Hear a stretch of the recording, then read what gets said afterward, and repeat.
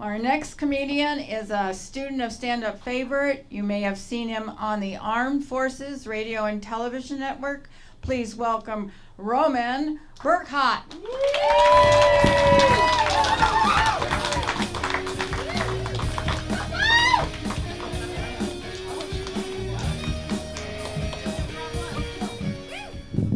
Let's keep those straight. Well, good evening. It is so nice to be back on stage with the students of stand-up here at the beautiful Z Playhouse. What a crazy venue. This is awesome. You get live entertainment. You can go down to Aunt Nucci's for amazing Italian food. My wife and I have been going there since we were newlyweds. We celebrate 19 years next month. She's as beautiful as the day I married her. I mean it. The only thing that gives away her age is certain behaviors, like talking back to the television. She thinks she's the missing member of the Real Housewives. Or she's got this little pet bird, Miss BB, little yellow bird, insists on perching right here on her glasses. Honey, you use 2 different inhalers and 3 different nasal sprays for your allergies every day. Are you sure you should have a chicken butt on your face? I'm allergic to trees, pollen, and grass, not birds. 19 years and still going strong. No small accomplishment, because we don't always see eye to eye. For instance, she insists the toilet paper must feed neatly over the top of the roll. Yes.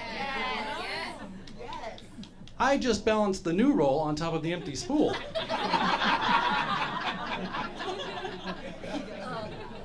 She washes the dishes before she puts them in the dishwasher. What's with that? I just leave them on the counter for the dish fairy to take care of. Much easier. Oh, she's got this really wild thing. She buys Starbucks coffee beans, then brings them home to grind them and brew them. I mean, yeah, I can do it myself. It just tastes better when somebody does it for me. Like a blowjob.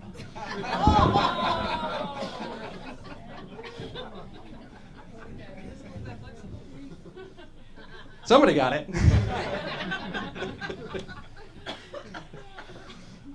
For our anniversary, I wanted to do something really special. So I asked a friend of mine if she knew of like a spa where I could take my wife to get pampered. But my friend said, no, don't go to a spa. You can do it yourself at home. And she explained that Korean women have this 10-step beauty regimen that they use to keep their skin soft, smooth, radiant, almost damp looking. That sounds great. So I went straight home and Googled Korean facial.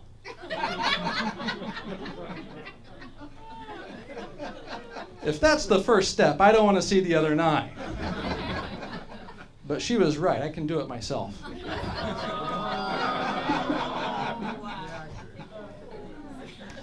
I'm trying to keep it PG-13 because my son is in the audience for the first time tonight. The challenge is that as a former Marine, I have a vast collection of exotic profanity. I'll never forget the first time my wife heard me refer to her vagina as her flubber knuckles. What did you call it? You know, your flubber knuckles, your lady drapes, your beef curtains, your fur burger, your whisker biscuit, your fortress of solitude. My son got busted for saying the F word at school. I'm the one who got in trouble. So when he got home from school, I had to sit him down and give him the talk. Son, I'm not mad, I'm just disappointed. I mean, what happened to all the really cool swear words I taught you, like asshat, or beard splitter, knob gobbler? Probably better he get in trouble for the F word than calling some kid a knob gobbler. I had him help me change the water filter on the refrigerator. And as soon as we were done, I got myself a nice, fresh glass of ice water. And before I could get it to my lips, he pops in, "Hey, Dad, can I try?" I'm like, "Yeah, okay." I give it to him. He takes the glass and he goes, "Oh, yeah. That's delicious." My wife pops in, "What are you doing? What's happening? What's going on?" I said, "Here, honey, I got you a glass of water." So I was opposed to legalizing cannabis, but if you can't beat them. Now, my wife and I were just curious, what's all the hubbub about? So we went down to Santa Ana to just check things out. But as we're getting off the freeway, there's this homeless guy at the end of the ramp. So I immediately put up my invisible no eye contact force field. And my wife says, "Are you thinking what I'm thinking?" No bird. You can't take a bird to go buy drugs. This ain't Miami Vice. "Hey, babe, get the parrots, the guns, and the drugs and put them in the Testarossa." Now she goes, "What if we took the money that we were going to spend on drugs and give it to him? Then he'd be the one going to buy drugs instead of us."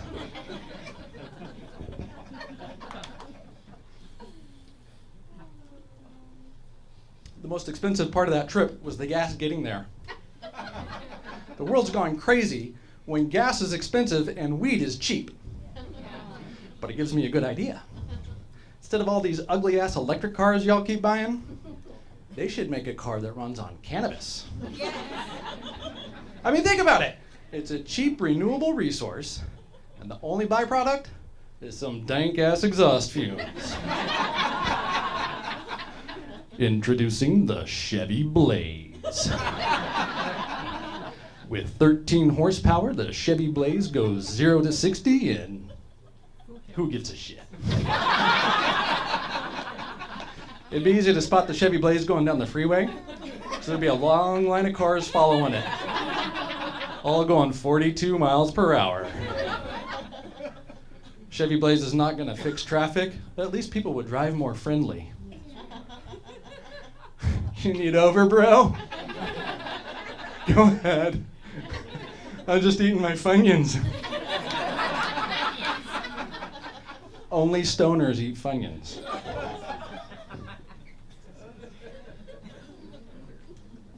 I had to quit smoking dope because I was gaining too much weight. And Fitbit is no help for stoners.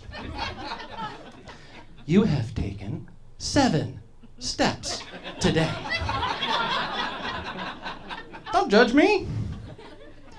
Your nutrition summary includes 3 fistfuls of Captain Crunch, half a log of break and bake cookie dough, and 64 ounces of Diet Coke. I think I blew my macros on that one. My wife is really into this weighted blanket kick. Have you seen these? It's a blanket with like extra weight stitched into it. It's supposed to make you feel cozy and warm and safe. She even has a weighted blanket mask now that she wears when she's trying to sleep. Baby, if you needed something warm, heavy, and soft to lay across your face,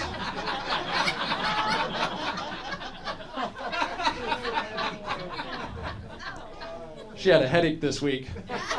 I selflessly volunteered my services. She goes, "It doesn't provide relief unless they're cold." They're cold, baby. So I'm originally from Houston, Texas, and despite being the 4th largest city in the nation, Houston doesn't really have a gimmick. You know, like Los Angeles, the city of angels. New York, the Big Apple. Houston, armpit of America.